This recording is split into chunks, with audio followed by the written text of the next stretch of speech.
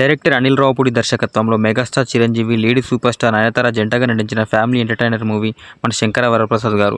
ఈ మూవీ సంక్రాంతి కానుకగా జనవరి 12వ తేదీన ప్రపంచవ్యాప్తంగా గ్రాండ్గా విడుదలైంది. పండుగ సీజన్ను టార్గెట్ చేస్తూ రూపొందించిన ఈ సినిమాపై విడుదలకు ముందే భారీ అంచనాలు ఏర్పడ్డాయి. విక్టరీ వెంకటేష్ గెస్ట్ రోల్లో కనిపించడం సినిమాకు అదనపు హైప్ తీసుకొచ్చింది. ఈ నేపథ్యంలో మన శంకర వరప్రసాద్ గారు బడ్జెట్ ఎంత, ప్రీ రిలీజ్ బిజినెస్ ఎంత, బ్రేక్ ఈవెన్ టార్గెట్ ఎంత, మూడో రోజు మన శంకర వరప్రసాద్ గారి చిత్రం ఎన్ని కోట్లు రాబట్టింది, ఈ వివరాల గురించి ఒక్కసారి వెళ్దాం.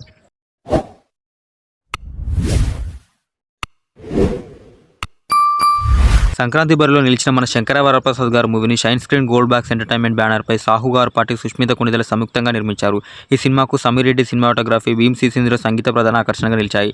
భారీ ప్రొడక్షన్ వాల్యూస్, స్టార్ కాస్టింగ్ కారణంగా సినిమా బడ్జెట్ కూడా భారీగానే ఉందని ట్రేడ్ వర్గాలు చెబుతున్నాయి. థియేటికల్ బిజినెస్ విషయానికి వస్తే ఆంధ్ర రైట్స్ 55 కోట్లు, నైజాం రైట్స్ 32 కోట్లు, సీ రేట్ 18 కోట్లు కాగా తెలుగు రాష్ట్రాల్లోనే మొత్తం 105 కోట్ల బిజినెస్ క్లోజ్ అయింది. ఇతర రాష్ట్రాలు కలిపి ఇండియా మొత్తంగా ప్రీ రిలీజ్ బిజినెస్ సుమారు 120 కోట్లకు చేరగా ఓవర్సీస్ నార్త్ అమెరికా రైట్స్ సుమారు 20 కోట్లకు అమ్ముడయ్యాయి. మొత్తం వరల్డ్ వైజ్గా ఈ సినిమాకు 140 కోట్ల నుండి 150 కోట్ల వరకు ప్రీ రిలీజ్ బిజినెస్ జరిగినట్లు అంచనా. ఈ లెక్కల ప్రకారం సినిమా పూర్తి స్థాయిలో లాభాలకు రావాలంటే బాక్సాఫీస్ వద్ద కనీసం 280 నుండి 300 కోట్ల గ్రాస్ కలెక్షన్ సాధించాల్సి ఉంటుందని ట్రేడ్ పండితులు అంచనా వేస్తున్నారు. ఇక కలెక్షన్స్ వివరాలకు వెళ్తే ఇండస్ట్రీ ట్రాకింగ్ లెక్కల ప్రకారం ఈ సినిమా ప్రీమియర్స్ డే రోజున సుమారు 9.35 కోట్ల నెట్ వసూలు సాధించింది. ఇది విడుదలకు ముందే ఏర్పడిన బడ్జెట్కు స్పష్టమైన సూచనగా మారింది. ఆ తర్వాత డే 1 నాడు ఏకంగా 32.25 కోట్ల నెట్ కలెక్షన్స్ నమోదు చేసింది.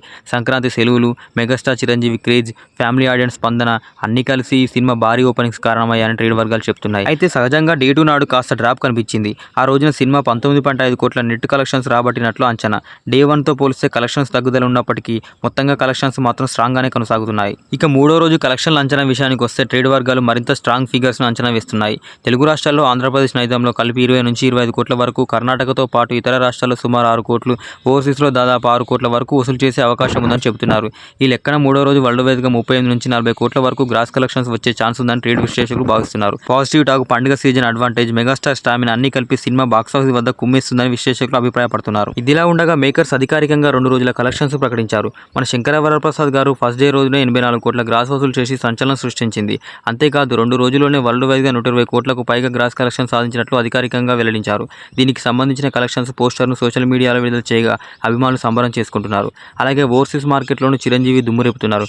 ముఖ్యంగా యూకే అండ్ ఐర్లాండ్ మార్కెట్లో కేవలం 72 గంటల్లోనే $180,000 గ్రాస్ వసూలు కావడం విశేషం. ఇది మెగాస్టార్ చిరంజీవి కెరియర్లోనే యూకేలో 72 గంటల్లో అత్యధిక వసూలు సాధించిన సినిమాగా రికార్డు సృష్టించింది.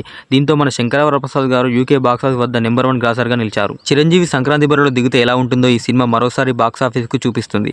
ఫెస్టివల్ సీజన్లో మెగాస్టార్ మూవీకి హిట్ టాక్ వస్తే కలెక్షన్స్ ఏ స్థాయిలో ఉంటాయో స్పష్టంగా రుజువు అవుతుంది. ఇదే ట్రెండ్ కొనసాగితే రాబోయే రోజుల్లో కలెక్షన్స్ మరింత పెరిగే అవకాశం ఉందని సినీ వర్గాలు చెబుతున్నాయి. నిర్మాతలు అయితే ఈ సినిమా 400 నుంచి 500 కోట్ల గ్రాస్ వసూలు చేసే సామర్థ్యం ఉందని నమ్మకం చెబుతున్నారు. సంక్రాంతి సెలవులు పూర్తయ్యే వరకు మన శంకర వరప్రసాద్ గారి బాక్సాఫీస్ ప్రయాణం ఎంత దూరం వెళ్తుందో చూడాలి. మరి మీరు కూడా మన చిరంజీవి గారి, మన శంకర వరప్రసాద్ గారి మూవీ చూస్తుంటే మీకు ఎలా అనిపించిందో కామెంట్ చేయండి. అలాగే టోటల్ రన్ టైంలో ఎంత కలెక్ట్ చేసింది అనుకుంటున్నారో కూడా కామెంట్ చేయండి.